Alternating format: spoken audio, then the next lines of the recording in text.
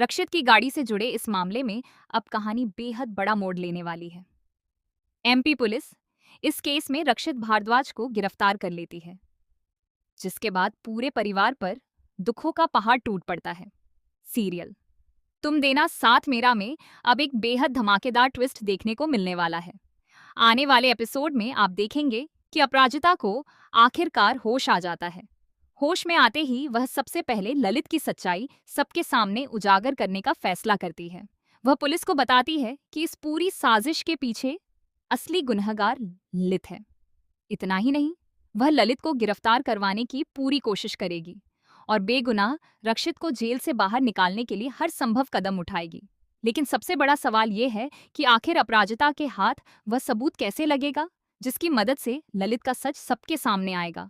आखिर उसे CCTV footage कैसे मिलेगी जिससे यह साबित हो जाएगा कि रक्षित पूरी तरह बेगुनाह है। आने वाले एपिसोड में आप देखेंगे कि रक्षित की गिरफ्तारी के बाद उसका पूरा परिवार सदमे में चला जाता है। घर के सभी सदस्य पुलिस से हाथ जोड़कर विनती करते हैं कि रक्षित ऐसा कभी नहीं कर सकता।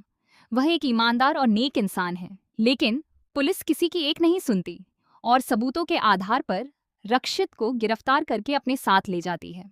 दरअसल यह पूरा खेल ललित की सोची समझी साजिश का हिस्सा होता है। जब रक्षित पुलिस के साथ ललित को गिरफ्तार करवाने के लिए उसके घर पहुंचता है, तभी मौका देखकर ललित बेहोश अपराजिता को रक्षित की कार की डिग्गी में छिपा देता है। रक्षित को इस बात की बिल्कुल भी जानकारी नहीं होती कि उसकी गाड़ी का इस्तेमाल उसके खिलाफ इतनी बड़ी साजिश रचने के लिए किया जा रहा है। इसके बाद जब पुलिस जांच करती है तो रक्षित की कार की डिग्गी से अपराजिता बरामद होती है। यह देखकर हर कोई हैरान रह जाता है। वहीं ललित की मां सुधा भी मौके का फायदा उठाते हुए मीडिया और लोगों के सामने रक्षित पर शक जताने लगती है। वह कहती है कि कहीं ऐसा तो नहीं कि जो खुद को सबसे अच्छा इंसान दिखा रहा था उसी ने अपराजिता को अगवा किया हो। सुधा की बातों और कार से मिले सबूतों के आधार पर पुलिस तुरंत सख्त कार्रवाई करती है और रक्षित को गिरफ्तार करके जेल भेज देती है। पूरा परिवार टूट जाता है और किसी को समझ नहीं आता कि आखिर यह सब कैसे हो गया। लेकिन कहानी यहीं खत्म नहीं होती। जैसे ही अपराजिता को होश आता है, वह सबसे पहले पुलिस से कहती है कि रक्षित सर पूरी तरह बेगुनाह हैं। उन्होंने मेरे साथ कुछ भी गलत नहीं किया। मुझे उन पर पूरा भरोसा है। कृपया उन्हें तुरंत रिहा कर दीजिए। हालांकि पुलिस साफ कह देती है कि केवल किसी के कह देने से आरोपी को रिहा नहीं किया जा सकता। अगर रक्षित बेगुनाह है तो इसके लिए ठोस सबूत पेश करने होंगे। बिना सबूत के पुलिस कोई कार्रवाई नहीं कर सकती। यहीं से अपराजिता अपनी जांच शुरू करती है।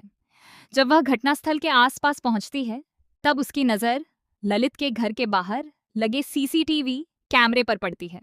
उसे उम्मीद होती है कि शायद इसी कैमरे में पूरी घटना रिकॉर्ड हुई होगी।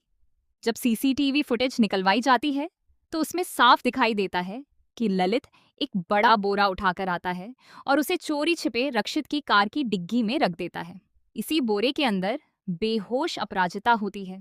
यह वीडियो पूरी सच्चाई दुनिया के सामने ला देता है। इसके बाद अपराजिता बिना देर किए वह सीसीटीवी फुटेज लेकर पुलिस स्टेशन पहुंचती है। पुलिस जैसे ही ये सबूत देखती है, उसे समझ आ जाता है कि रक्षित को झूठे केस में फंसाया गया था। तुरंत रक्षित को जेल से रिहा कर दिया जाता है और दूसरी तरफ ललित के खिलाफ कड़ी कार्रवाई शुरू हो जाती है। अब ललित की मुश्किलें कई गुना बढ़ने वाली हैं।